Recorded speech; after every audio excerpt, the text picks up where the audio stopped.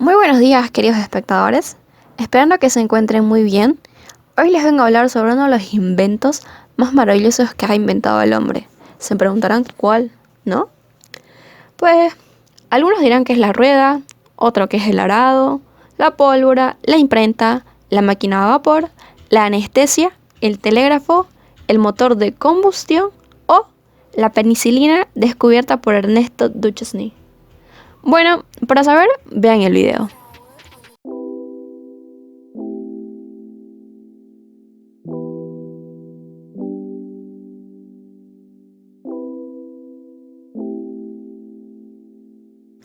Mucho antes de hablarles del microprocesador en sí, me gustaría contarles un poco de historia. ¿Cuáles fueron los inicios? ¿Quiénes son los intérpretes detrás de toda esta maravilla?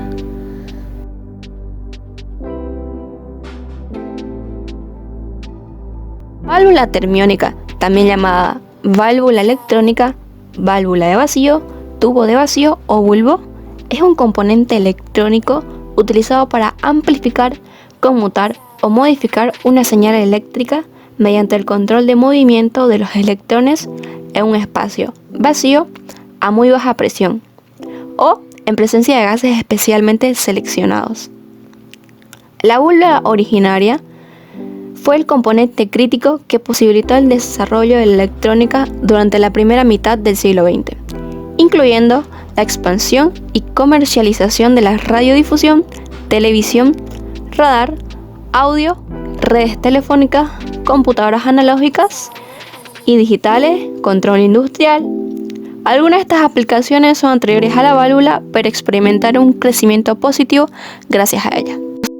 A lo largo de la historia, fueron introducidos muchos tipos de válvulas, pero los principales, es decir, los principios de funcionamiento básico, son el efecto de Edison, los gases ionizados, el efecto fotoeléctrico.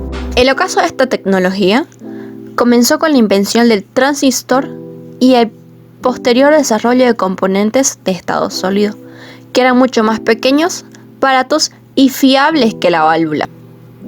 La nube termiónica, fuertemente atraída por la placa debido al potencial positivo aplicado a la misma, da lugar a la circulación de una corriente electrónica a través de la válvula entre el filamento y el ánodo.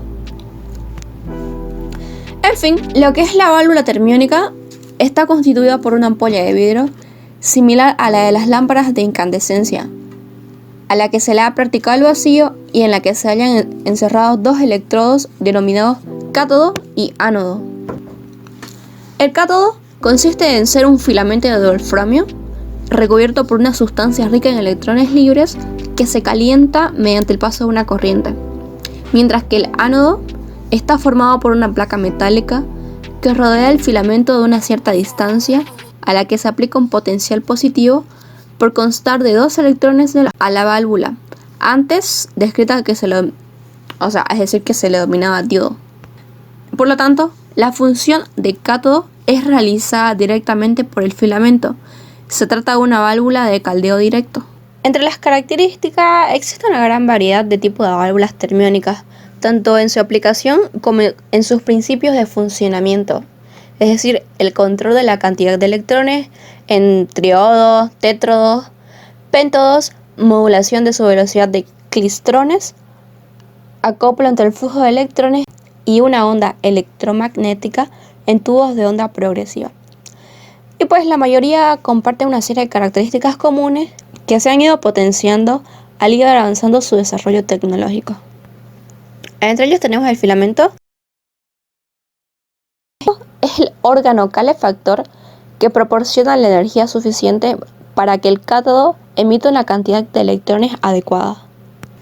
Los cátodos son los responsables de la emisión de electrones, que debe ser constante a lo largo de la vida de la válvula, a lo cual no suele suceder esto y los cátodos se van agotando cada que pasa el tiempo, es decir, según van envejeciendo.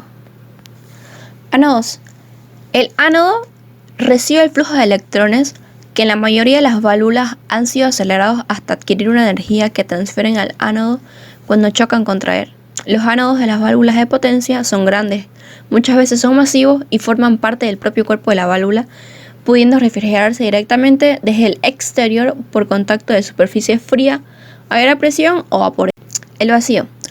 Un menor grado de vacío implica la presencia de un mayor número de moléculas de gas en la válvula, aumentando el número de colisiones con los electrones y disminuyendo el rendimiento del tubo. Además, un menor vacío implica un mayor desgaste de los filamentos, por lo que históricamente se ha ido avanzando hacia las válvulas de alto vacío en agua, mediante un avance conjunto en todos los demás componentes. Sin embargo, algunas válvulas, como los tiratones, basan su funcionamiento en la presencia de ciertos gases llenando el tubo. La cerámica es el material más utilizado en la construcción del recipiente de la válvula, que es el vidrio, ya heredado de la fabricación de bombillas. Los tubos de vacío estuvieron presentes en la primera generación de computadoras. Eso sí, tenían dos efectos negativos. El primero era que tenían un consumo de potencia excesiva y el segundo es que el calentamiento disminuía la fiabilidad del producto, es decir, lo volvía cada vez más frágil. The Bell Telephone System takes pride in bringing you this program in its series of shows on science. La construcción de los primeros transistores respondía a una necesidad técnica, realizar llamadas telefónicas a larga distancia. Es por esto que los descubridores de esta nueva tecnología trabajaban para la empresa AT&T, conocida inicialmente como la Bell Telephone Company. Este dispositivo electrónico creado en el año 1947 es un semiconductor de energía. Los tres grandes científicos, William Bradford Shockley, John Bardeen, Walter Hauser-Bradtain, los cuales crearon el transistor, en el año 1956 recibieron el Premio Nobel de Física. Es aquí como la historia en la que se inicia la carrera por la miniaturización de los dispositivos tecnológicos. La construcción de los primeros transistores respondía a una necesidad técnica. El transistor es el dispositivo electrónico básico que dio lugar a los circuitos integrados y demás elementos. Es un dispositivo de 3 terminales, la cual la empresa donde surge este dispositivo lo que buscaba era un conmutador de estado sólido para ser utilizado en telefonía y para reemplazar tanto a los relés como a los sistemas de barra. Es por ello que se contempla y se ve la posibilidad de un reemplazante para la válvula o tubo de vacío. Con el paso de los años, los científicos trabajaron en reducir el tamaño y aumentar la capacidad de los transistores. El transistor es considerado como el arma de la era electrónica, que posee una pequeña dimensión física en un nuevo mundo. De hecho, el primer transistor está expuesto en el vestíbulo de los laboratorios Bell. El circuito integrado es una pastilla o chip muy delgado en el que se encuentra una cantidad enorme de dispositivos microelectrónicos interactuados, principalmente diodos y transistores, además de componentes pasivos como resistencias o condensadores. El primer circuito integrado fue desarrollado en el año 1958 por el ingeniero Jack Clair Kilby. Las dos principales ventajas de los circuitos integrados es que son de bajo coste y rendimiento. El bajo coste es debido a que los chips con todos sus componentes son impresos como una sola pieza por fotolitografía y no construidos por transistores de uno por vez.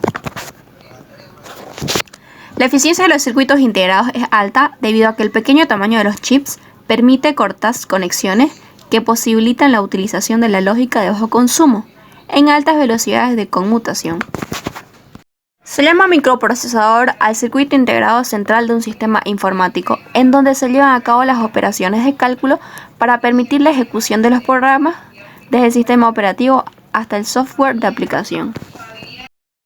Las dos principales ventajas de los circuitos integrados es que son de bajo coste y rendimiento. El bajo coste es debido a que los chips con todos sus componentes son impresos como una sola pieza por fotolitografía y no construidos por transistores de uno por vez. La eficiencia de los circuitos integrados es alta debido a que el pequeño tamaño de los chips permite cortas conexiones que posibilitan la utilización de la lógica de bajo consumo en altas velocidades de conmutación. Existen tres tipos de circuitos integrados, que es el circuito monolítico, el circuito híbrido de capa fina, el circuito híbrido de capa gruesa. Mientras que un mismo procesador puede contar con uno o más núcleos físicos o lógicos, en los que se lleva a cabo toda labor de cálculo, un mismo sistema informático puede disponer de varios procesadores trabajando en paralelo. El rendimiento de dichos procesadores no es nada fácil de medir, pero se suele utilizar la frecuencia de reloj, las medidas de hercios, para distinguir entre la potencia entre unos y otros. El primer procesador fue el Intel 4004, fabricado en el año 1971. Este contenía 2300 transistores y con sus apenas 4 bits de capacidad podía realizar 60.000 operaciones lógicas por segundo en una frecuencia de reloj de 700 Hz. A partir de entonces, la carrera tecnológica invirtió en el desarrollo de mejores y más potentes microchips de 8 bits, 16 bits, 32 bits y 64 bits, alcanzando en la actualidad frecuencias superiores a los 3 GHz. Características del microprocesador. Encapsulado. Es una cubierta cerámica que recubre el silicio y lo protege de los elementos externos, por ejemplo, el oxígeno del aire. Caché. Es un tipo de memoria ultra rápida disponible para el procesador, de modo que no emplee memoria RAM, sino cuando sea necesario, ya que en los varios niveles de la memoria caché se guardan datos en uso para su recuperación inmediata. Coprocesador matemático. Llamada unidad de coma flotante, es la porción del procesador que se encarga de las operaciones lógicas y formales. Registro. Es una memoria breve de trabajo en el procesador, diseñada para llevar el control de su propio funcionamiento y condiciones. Puertos. Los conductos que permiten al procesador comunicar la información con el resto de los componentes del sistema. Los microprocesadores son el cerebro del computador, su centro lógico de operaciones aritméticas y lógicas, a donde van a ejecutarse todos los programas del sistema, tanto los propios del sistema operativo como las aplicaciones ejecutadas por el usuario. Allí también se ven las lógicas binarias del sistema y los accesos a memoria, es decir, el procesador es el motor informativo del computador. Un microprocesador opera en base a una serie de instrucciones elementales que son preprogramadas y almacenadas bajo la forma de código binario. Entre ellas tenemos lo que es la prefetch o prelectura de la instrucción desde la memoria principal del sistema, fetch, que es el envío de la instrucción específica del decodificador, la decodificación, que es la traducción de la instrucción en una serie de operaciones a realizar, y lectura de los operandos necesarios para hacerlo. La ejecución es la realización de la instrucción por los componentes del sistema. La escritura es el grabado de los resultados de vuelta en la memoria principal o en los registros.